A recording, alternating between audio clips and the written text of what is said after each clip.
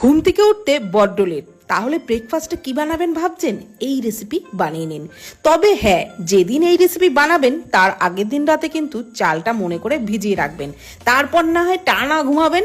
ঘুম থেকে উঠতে লেট হলেও কিন্তু কোনো অসুবিধা নেই।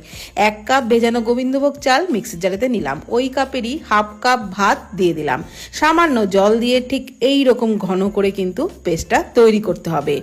দেখুন আঙুলে করে দেখাচ্ছি, এইরকম ডিপ করে আর একদম মিহি পেস্ট কিন্তু তৈরি করতে হবে। এবারে মিক্সির বাটি ধোয়া সামান্য জল, পরিমাণ মতো লবণ দিয়ে খুব ভালো করে ফেটিয়ে নিতে হবে।